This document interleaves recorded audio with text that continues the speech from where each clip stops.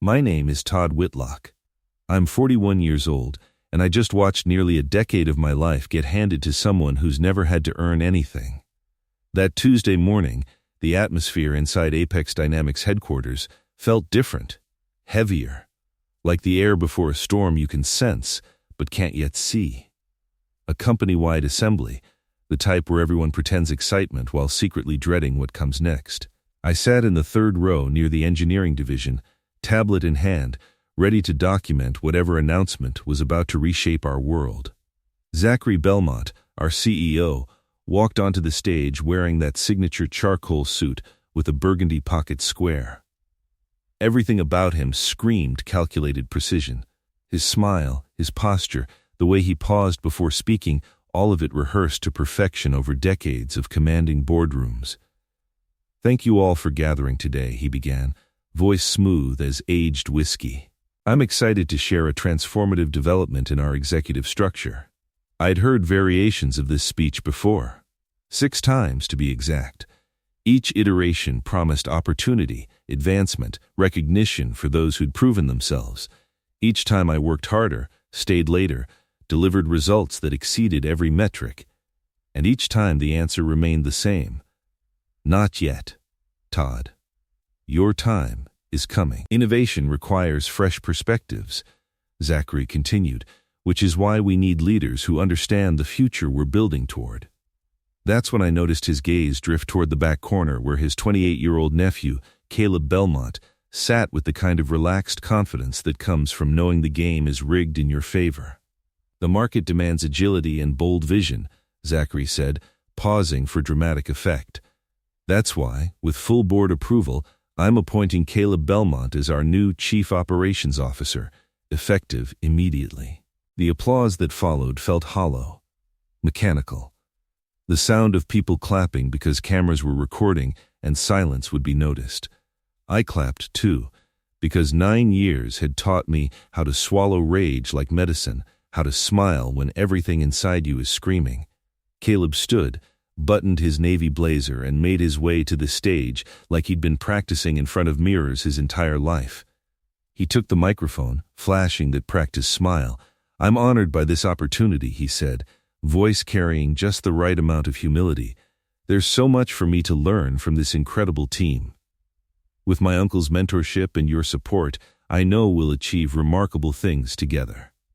He didn't look my way. Not once. Not even a glance toward the man who'd built the operational framework he was about to inherit. I sat there, fingers resting on the tablet screen, staring into the middle distance. My mind played back everything like a film reel stuck on repeat. The nights I stayed until 3 a.m. salvaging the Phoenix contract when everyone else had given up. The vacation I canceled to fly to Denver and personally fix a supply chain disaster that would have cost us $8 million. The weekends I spent redesigning our entire logistics platform, the same system Caleb would now claim credit for managing. I'd brought in $67 million in new business over 9 years, reduced operational overhead by 23%, created partnerships with manufacturers across 3 countries, built a team that other companies tried to poach because everyone knew the culture I'd fostered. And every single time I asked about advancement, the response was identical, "Todd. You're invaluable right where you are. We need you holding down operations. Leadership will happen when the timing's right." The timing just happened. For someone else. The meeting concluded with announcements about a celebration reception in the executive lounge. I closed my tablet carefully, stood up, and let the crowd filter out around me. A few colleagues sent sympathetic texts within minutes. Unfair. Everyone knows who deserved it. This is B's. I didn't respond. What would I say? That I agreed? That I was hurt? Neither felt productive. Walking back to my office, I passed Caleb surrounded by junior staff, laughing loudly, already talking about exciting changes ahead without any specifics, because he didn't have any. He had no idea how anything actually worked. I stepped into my office and closed the door. Didn't cry. didn't punch anything, just stood there for a long moment, then opened my calendar and cleared every meeting scheduled for the rest of the week. I needed space. Not to vent, but to think strategically about what came next. Because if 9 years taught me anything, it's that I'd been building someone else's empire while my own potential went unrealized. Maybe you felt this too. That specific pain of doing everything right, sacrificing everything you have, and still being invisible because you don't share the right dinner. If you're still listening, I want to ask something. Where are you right now? Sitting in a coffee shop in Portland, or maybe driving through the farmlands between Iowa City and Des Moines? Tell me. I genuinely want to know. And if somewhere in this story you recognize yourself, if you believe there's another way forward besides accepting injustice, stay with me. Because this is just the beginning. I don't remember walking to my car that evening. One moment I was in the building, the next I was standing in the parking garage, keys dangling from my hand, staring at my reflection in the driver's side window. Eventually I got in, started the engine, but I didn't go home. Couldn't face my apartment, couldn't sit on that couch and admit that 9 years had just evaporated. I drove through Seattle without direction, down Madison, through Capitol Hill, past the waterfront. No destination, just movement. Anything to avoid stillness, because stillness meant thinking, and thinking meant confronting what I already knew but hadn't yet accepted. Around 8 that night, I pulled into a diner I used to frequent during my first year at Apex. Small place, dim lighting, smelled like coffee and comfort. I ordered tea. Not my usual, but something about the bitterness felt appropriate. I sat in a corner booth, hands wrapped around the warm cup, watching headlights stream past the window. Part of me still couldn't process what happened. Me, Todd Whitlock, the person who stayed when everyone else left, who fixed what everyone else broke, who built systems that became the foundation of everything Apex Dynamics accomplished, had just been erased from my own story. I thought back to my first promotion request. Early 2018. I'd just completed the West Coast expansion that saved the company $4.3 million annually. I'd prepared a comprehensive presentation, demonstrated ROA on every initiative I'd led, even secured testimonials from 3 major clients praising my leadership. Zachary met with me in his corner office, the one with floor-to-ceiling windows overlooking Elliott Bay. He reviewed my materials, nodding occasionally, then looked up with that same polite smile. Todd, you're exceptional at execution, but leadership requires a different skill set. Sometimes the best operators aren't meant to be executives. I remember nodding, saying I understood. But I didn't understand. Still don't. Was it because I didn't play golf at his country club? Because I focused on results instead of politics? Because my last name wasn't Belmont? My phone buzzed, a message from Derek, our former VP of Finance, who'd left last year after his own frustrations with leadership. Heard the news. You got screwed. Everyone with a brain knows who actually runs operations there. I set the phone down. It felt hot in my palm. Not from the device, but from what it represented, acknowledgement of something I'd been too loyal to admit for too long. Around 10, I decided to return to the office. I had left my personal laptop behind in the rush to leave earlier. The 14th floor was mostly dark when I arrived. Strange for a Tuesday, but not unprecedented. Then I noticed light coming from the executive conference room. The door was slightly open. Inside, Zachary sat at the head of the table on a video call with board members. They hadn't noticed me, and I didn't announce myself. Zachary's voice carried clearly. Todd is reliable, but he lacks the vision we need moving forward. Caleb represents the future. He understands disruption. A board member's voice crackled through the speakers. Caleb's only been with the company 5 months. Todd just delivered the Vancouver expansion ahead of schedule. Zachary leaned back. Yes, but anyone can execute a plan. Caleb can create them. Todd is better suited supporting roles, not leading them. I stopped breathing. Not from shock, from clarity. Everything crystallized in that moment.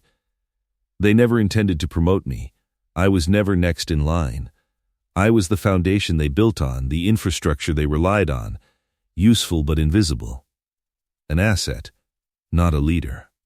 I turned and walked back to the elevator. My heartbeat felt slow, deliberate. I wasn't angry anymore. I was awake. That night, lying on my couch under the soft glow of a reading lamp, I remembered something my grandfather told me while teaching me to build furniture in his workshop. When you build on rented land, Todd, everything you create belongs to the landlord, not you. I finally understood. I'd spent 9 years building on someone else's foundation. Now it was time to reclaim the blueprints and start again. This time, nobody would take it from me. The next morning, I arrived at Apex Dynamics at 6:45, before reception staff, before Caleb, before anyone who might ask questions. Nobody noticed. That's what happens when you're reliable. Your presence becomes assumed until you're gone. I powered up my workstation, the system loaded with dozens of tabs from the previous day, project timelines, client databases, operational dashboards. I stared at them for several minutes, then began methodically backing everything up. Not deleting, not stealing, just preserving what I'd created. I organized files by date, project, region, and status. Did it the way you'd pack boxes when moving from a house you built yourself, carefully, deliberately, leaving nothing behind that mattered. This took the entire morning. Around noon, Caleb appeared in the shared operations wing where I was working alone. He nodded with practiced casualness, like we'd just met at a networking event. Todd. Hey. I wanted to say I'm looking forward to learning from you during this transition. I looked up from my screen. His expression carried less confidence than yesterday, though that underlying smugness remained, like someone who'd been told to build relationships but didn't know how. I'll help where I can, I replied evenly. I know you've got years of experience here. Caleb continued. There's obviously a lot I need to understand. I'm committed to not letting anyone down. I didn't respond immediately. He lingered awkwardly, then left. I turned back to my work, to the data I'd cultivated for nearly a decade.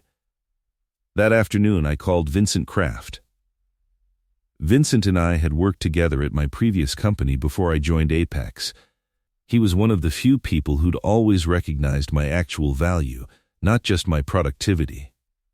Now he was Director of Strategic Development at Quantum Solutions, a mid-sized but ambitious tech logistics firm. We hadn't spoken in 18 months, but within 3 sentences, he knew something was wrong. Let me guess, Vincent said. Apex just made a catastrophically stupid decision. Something like that, I said, almost laughing. He paused. So, what's next for you? I took a breath. For the first time in weeks, I said aloud what I'd only been thinking, I want to leave. But not just to leave. I want to build something the right way. Vincent didn't hesitate. I've been waiting to hear you say that for 5 years. I smiled despite everything. Problem is, I don't know where to start. Start with what you already built at Apex, he said. What do they have that didn't come from you? The logistics platform? The supplier network? The operational infrastructure? You created 90% of what makes them competitive. I'm not interested in revenge or theft, I said firmly. You don't need to take anything, Vincent replied. Just take yourself. We talked for another hour. Vincent mentioned several venture investors he knew, offered to connect me with technical talent if I was serious about starting something. I told him I'd think about it. But honestly, I already knew. That night, I opened old files. The logistics proposal I'd written 2 years ago that Apex dismissed as too aggressive. I reread every section, updated the flaws, added recent insights.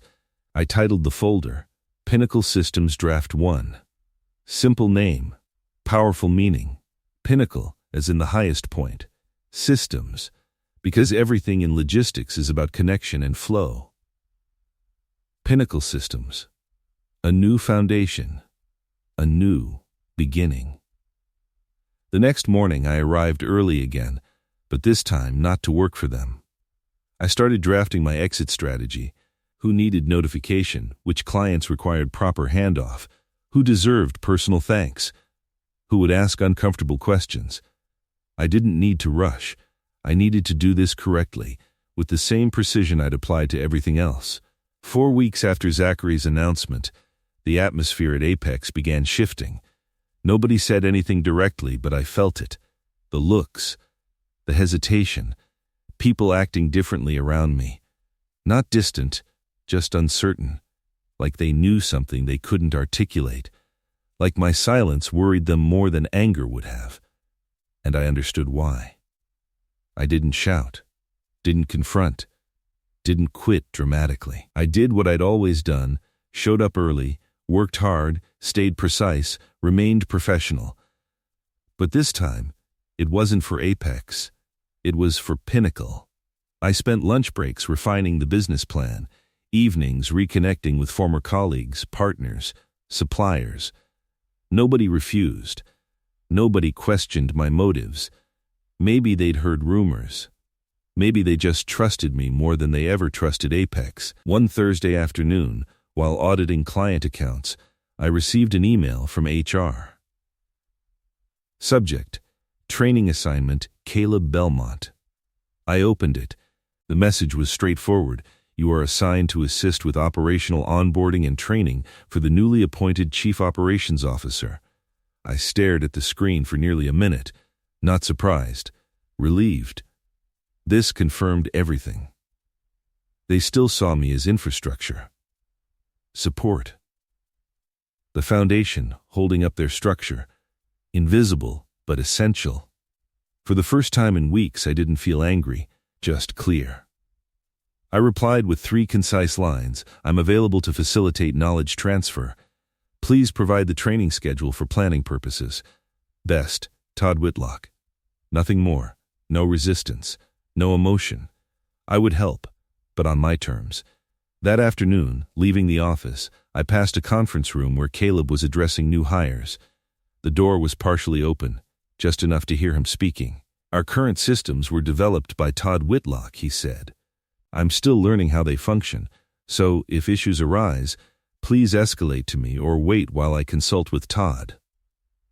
His tone wasn't arrogant or defensive, just that of someone trying to hold a position he wasn't ready for.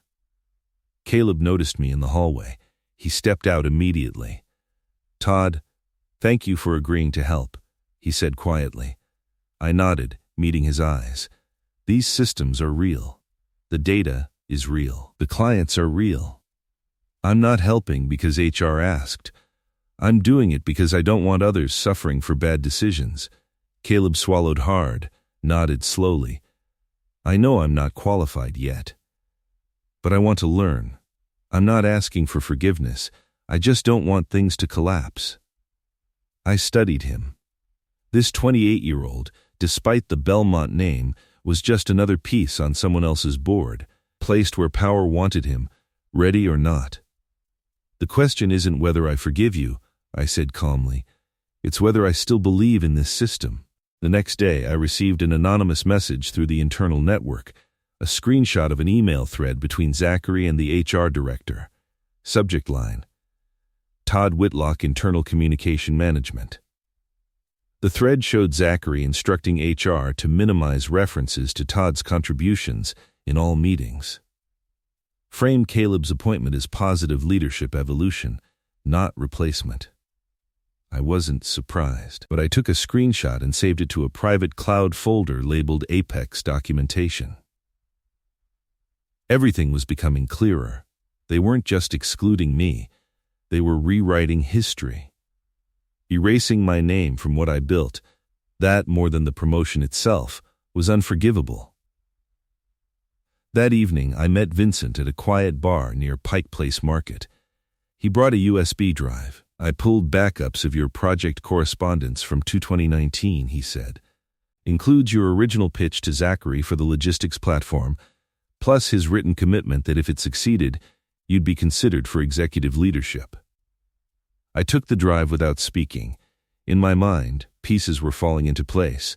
Not for a lawsuit, I had no interest in courtrooms. But for truth, when the moment arrived. At home, I reopened the Pinnacle folder, added a new document, Core Values. I typed, "We don't erase people's contributions to build our own legacy. We stand on the shoulders of those before us, not on their backs." It was the first night I smiled at my laptop screen in weeks. I hadn't resigned, hadn't struck back, hadn't flipped the table. But I'd lit the first match. I wrote my resignation letter on a Friday morning. No rain this time, just pale autumn light filtering through my apartment windows. No dramatic music, no candles, no rush of emotion like people imagine these moments to be. Just quiet clarity. I sat at my kitchen table, coffee brewing behind me, and opened a blank document. Plain text. No formatting, just words, like me, direct, clear, unembellished. Dear Mr. Belmont, after careful consideration, I have decided to resign from my position at Apex Dynamics, effective 14 business days from today. I am grateful for the opportunity to contribute to strategic initiatives over the past 9 years and to work alongside dedicated professionals. I am committed to ensuring a smooth transition and will complete all necessary handovers to support continued operations. Sincerely, Todd Whitlock. I didn't write another word. No accusations, no explanations, no mention of Caleb or broken promises, because goodbyes should be clean, and I had nothing left to hold on to. I printed the letter, sealed it in a white envelope, and slipped it into my bag. That morning, I worked normally. Client emails, logistics reviews, vendor coordination calls. At 3:45 p.m., I stood up and walked toward Zachary's office. 2 knocks, firm, not aggressive. "Come in," he said, voice familiar, controlled. I stepped inside. He was reviewing quarterly reports, eyes still on the monitor as I placed the envelope on his desk. "This is my resignation. Effective in 2 weeks. He paused. His gaze shifted from screen to me, slowly, deliberately. Then, he opened the envelope and read. His expression didn't change for the first 10 seconds. Then he leaned back in his leather chair. "This is about Caleb, isn't it?" I said nothing. Wanted to see what he'd say without my input. "Todd, you've built so much here," he continued. "Walking away from everything now, it's not strategic." I looked him in the eye. "I'm not walking away from anything. I'm leaving after completing everything. Documentation, guides, contacts. Everything's ready for whoever comes next." Zachary exhaled slowly, his tone shifting. "Have you considered how this might affect your reputation? Leaving right after being passed over could appear emotional." I smiled faintly. "I think what appears emotional is appointing family to positions they're unqualified for." His eyes narrowed. "I have every right to make those decisions." "Absolutely," I said. "And I have every right to leave." He went quiet for a long moment, then muttered, almost to himself, "You were always my most dependable person, Todd. I thought you'd never leave." "I thought that too," I replied. Until I realized I was never actually included. I turned to leave. "Todd," I stopped. "You're making a mistake. The industry isn't as forgiving as you think. Nobody will welcome someone who quit over personal disappointment." I turned back, calm. "I'm not leaving because I'm disappointed. I'm leaving because I finally understand what I'm capable of. And it's more than what I can do here." Then I walked out without looking back. 2 days later, Zachary sent a company-wide email announcing my departure to pursue personal ventures and thanking me for 9 years of dedicated service. Caleb sent a brief message. "I know I didn't earn what I was given, but I'll try not to disappoint you." I didn't reply immediately. Late that evening, I finally did. "I don't expect anyone to take responsibility for others' choices. I just hope you learn to build on your own foundation." He responded with one word: understood. During my final 2 weeks, I didn't slow down. Worked harder, actually. Not because anyone asked, but because I wanted to leave the right way. I called every major client personally, explained the transition, introduced Caleb as my successor, assured them I'd support them through the changeover. Some were shocked. A few went silent for a long time after hearing I'm leaving. I wrote personal notes to 4 junior team members who'd worked under me. Simple thank yous and encouragement. Nothing poetic, just what I once wished someone had written for me. On my last day, I packed my desk like moving from an apartment I'd lived in for years. Every drawer felt familiar, every folder like a page from a diary nobody read. I closed my laptop, removed my ID badge, left them neatly on the desk. Walking past the lobby, I didn't stop. Didn't say goodbye. Didn't want sentiment, just closure. I left Apex Dynamics on a Friday afternoon in late October. The sky was clear, impossibly blue, like the world pretending everything was fine. But inside me, nothing was fine. Not because of regret, but because I knew the comfortable days were over. No nameplate, no assistant, no meeting rooms with catered lunches and prepared agendas. Just me. One hard drive containing everything I'd ever built, one unformed idea, and one question echoing every morning. How do I start over? My way. I didn't start with an office or website or logo. I started with a Sunday evening Zoom call with 4 people. Vincent, obviously. Rebecca, a systems architect and former Apex colleague who'd quit 3 months earlier after clashing with new management. Daniel, an operations specialist I'd worked with on a project in Texas. And Lily, a data analyst whose work was so detailed I once joked she must have photographic memory. We had no salaries, no contracts, no benefits, just shared belief that logistics could be done differently, where people weren't replaced, but empowered. We called it Pinnacle Systems. I'd chosen the name weeks earlier when the idea was still quiet anger. Pinnacle, the highest point. Systems, because everything connects. Rebecca asked during that first call, "Are we competing against Apex?" I looked at the screen, at 3 faces waiting. "No," I said. "We're proving that people don't have to bow down just to exist." Nobody replied, but I knew they understood. They'd bowed too. Knew exactly how that felt. We worked from shared space in Bellevue. Small room, 4 desks, 1 whiteboard. No decorations, no motivational posters. But on the board I wrote, "We're not building a product. We're building a better way to work." Our first project was an AI platform for real-time supply chain risk assessment, built on weather patterns, traffic data, and shipment history. Rebecca handled technology. Daniel managed ground operations. Lily built dashboards and analytics. I handled everything else. Calls to former clients, investor outreach, anyone who'd once said, "When are you starting your own company?" Not everyone said yes.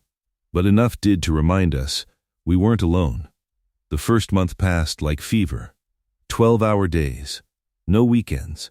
No distinction between Monday and Sunday. We drank cheap coffee, ate sandwiches, celebrated tiny wins like we'd just closed Series A funding. I sent weekly updates to the team. Not just progress reports, but reminders why we were doing this. That every hour here was one step further from where we'd been held back. One Wednesday morning, while drafting an investor presentation, my phone rang. Unknown number. "Todd, this is Patricia from Davenport Industries." Patricia was procurement director for one of the largest clients I'd managed at Apex. Her tone was direct, not unfriendly. "I heard you left Apex. We just got notice that Caleb will be our new contact, but this morning he called asking about a delivery schedule we finalized 4 months ago." I didn't respond immediately. Patricia sighed. "Todd, I don't have time to train Apex's new COO. Tell me honestly, what are you doing now?" I took a breath. For the first time, I said what I'd never told a client before. I'm building my own company. A new system, not to fight anyone, but to do things right. Brief silence. Then, send me details. That AI platform you mentioned last year, if it's what you described, we should talk seriously. After the call, I walked to the building's rooftop terrace. Didn't shout.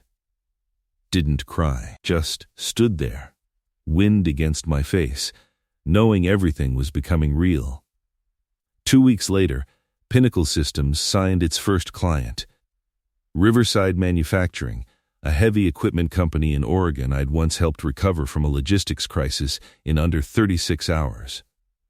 They signed a 3-month pilot. Not huge money, but enough for basic salaries. We celebrated with pizza and beer.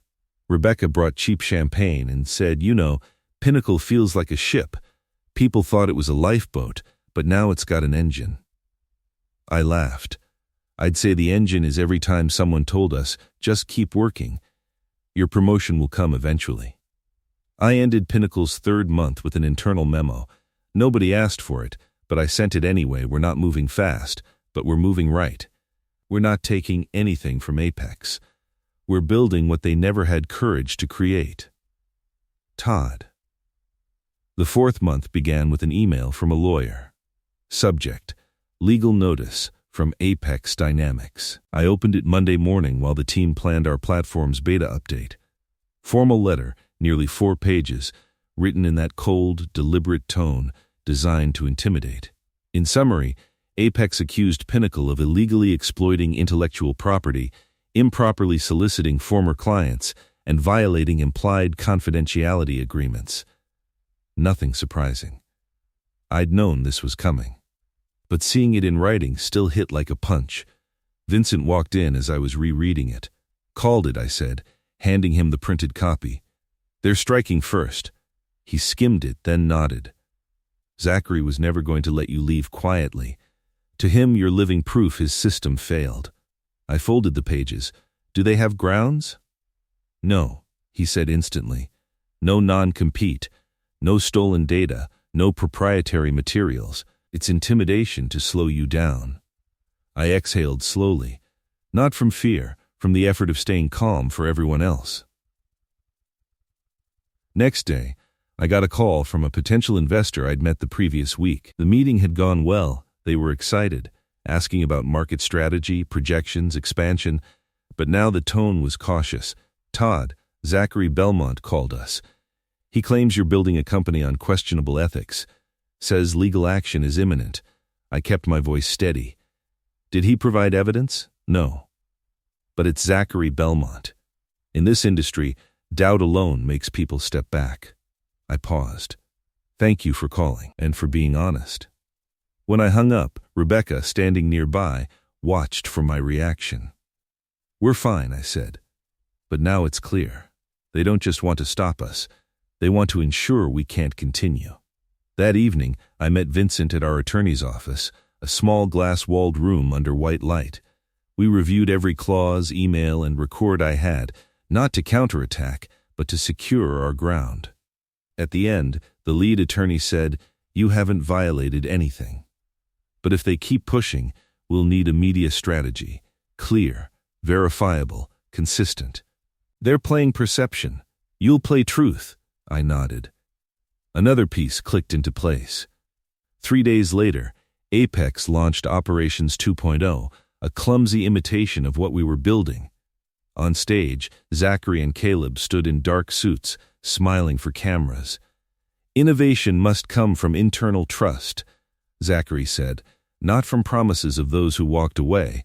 I didn't need clarification on who that was about. The team watched the clip together. Daniel said, "That sounded like a sign outside Apex saying, 'We're scared.'" Rebecca asked, "Should we respond? A LinkedIn post, our story?" I shook my head. We don't answer with words. We answer with results. A week later, Caleb showed up at Pinnacle, alone, unannounced. I met him in the lobby. No coffee. No pleasantries. "I know you have no reason to talk to me," he said, voice tight. "But I need to say I'm sorry. I didn't know it would become this. I was just placed there to cover the gap you left." I looked at him. I don't need your apology. I just hope you understand. Nobody can fill another person's place without walking their own path first. He hesitated. Are you going to sue Apex? No, I said. I'm already winning out here. That night, I emailed the team. We won't fight with press releases or social media. We'll deliver excellence, serve clients like they've never been served. That's how Pinnacle speaks. It felt as natural as brewing morning coffee. Apex had made its move. I didn't step back. I just kept moving forward.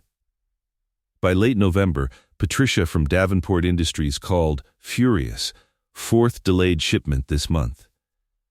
Caleb sent a one-sentence apology like I'm supposed to wait while he learns. I'm sorry, I said. But if you need an alternative, Pinnacle is real, built by people with real accountability. She paused. Pinnacle? Pinnacle. Over the next month, Apex unraveled. Leaked messages. Vendors cutting ties. Staff leaving in waves. Emergency board meetings weekly. Then an email from a former Apex investor, if you're ready, let's discuss expansion. Vincent called immediately.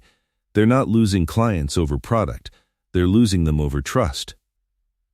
And that's what you built for 9 years. By December, 5 major Northwest clients, Davenport, Riverside, Oakwood, Summit, Trident, had moved to Pinnacle on pilot contracts. We didn't celebrate. We just delivered, on time, accurate, responsive. The basics Apex had forgotten. In early January, Supply Chain Quarterly ran a piece. Apex loses nearly half its Northwest market share. It described a small, agile company founded by industry veterans quietly filling the gap. I printed it, folded it, and tucked it in my drawer, not as a trophy, but a reminder. Everything begins with a choice. By mid-January, Zachary was forced out amid governance investigations. Caleb resigned the same day. Rebecca glanced at the news and said, "Looks like the system collapsed from within." A week later, I was invited to speak at the Pacific Northwest Logistics Summit. Topic, starting over in an unequal industry and why experience still leads. I stepped onto the stage before 300 people. No slides, no visuals, just my story. I spoke about Apex without naming it, about delay, disregard, and replacement, and about Pinnacle without myth or glamour. I didn't leave to prove anyone wrong, I said. I left to prove that when they don't give you a seat at the table, you can build your own and invite others to sit with you. When I finished, one person stood. Then the whole room rose. I wasn't surprised, just calm. It felt like coming home, not because of the lights, but because I'd walked far enough that I no longer needed anyone else to shine them for me. The year after I left Apex, Pinnacle became more than a company. It became proof that you can lose everything and still rebuild through your own work. One quiet Monday in February, I arrived before anyone else. The office was dim, still. I passed the desks and looked up at the whiteboard. What leads isn't the product. It's the values behind it. I took a breath. Steady, not nervous. I wasn't walking beside tragedy anymore. I was standing at the center of the path I'd chosen. That afternoon, a black sedan pulled up. Through the glass, I saw Zachary Belmont step out, tired, sleeves rolled, nothing like the polished CEO who once ruled boardrooms. Behind him, a consultant and a few former Apex staff. I met them outside. No theatrics, just patience. "Todd," he said quietly, "I'm not who I used to be. I came to talk about the future." "The future?" I replied. "You know what state your company's in," he nodded. "We're negotiating with creditors. Might be split or sold. Pinnacle's strong, solid tech, stable clients. I'd like to discuss a partnership." My pulse quickened, not from fear, but from the quiet clarity of standing atop the hill, looking back at the tunnel I'd crawled through. "What kind?" "I want to transfer Apex's Northwest Operations Division to you. Let Pinnacle manage it, keep the clients, merge systems gradually. It felt like someone who'd left you behind returning years later, saying, "I need you now." After a pause, I said, "I'll consider it, under two conditions. Full transparency on all contracts, costs, and debts. And Caleb doesn't get a leadership role. If he wants in, he starts from the bottom." Zachary gave a small, unsurprised smile. "High standards, but fair ones. I'm entering this as the one leading," I said, "not as a guest through someone else's door." He bowed slightly and left. Before getting in the car, he turned back. "Todd, I hope you bring Apex back from the ashes. This time, the right way." I watched the sedan disappear into the winter air, then returned to my team. Rebecca's hand rested on the whiteboard. Values lead first. Daniel asked, "What's next?" "We move forward," I said. "And prove this. When you build something for people, you never really fail." A week later, we announced the deal. Pinnacle would take full control of Apex's Northwest Division. Zachary would serve as advisor, no authority. Caleb would join as junior project coordinator. Assets would transfer over 5 years, paid through performance, not price. The press called it a rare reconciliation. Within 2 months, we fixed broken operations, repaired trust, and won back lost clients. Zachary visited occasionally. Humble, respectful. We stood as equals now. One afternoon, Caleb came to my office. "I just wanted to say thank you." "I know," I said. "But I hope you understand, power doesn't come from connections. It comes when others see you've earned it." He smiled. "I want to learn. I want to start over." I shook his hand, not as a subordinate, but as someone finally ready to begin. In March, I stood outside the old Apex building, now under Pinnacle, holding the keys. I walked into the same boardroom where I'd once been invisible. Caleb sat lower on the org chart. I placed my laptop down, looked out the window. It wasn't victory. It was closure. A circle complete, abandoned. Silent, rebuilding, fighting, creating, returning to lead. I smiled. Sometimes when they don't give you a seat, you build another table. When they don't see you, you make it impossible not to. And when they knock again, you open the door for yourself. The door closed behind me. But it wasn't the end. It was the beginning of something better.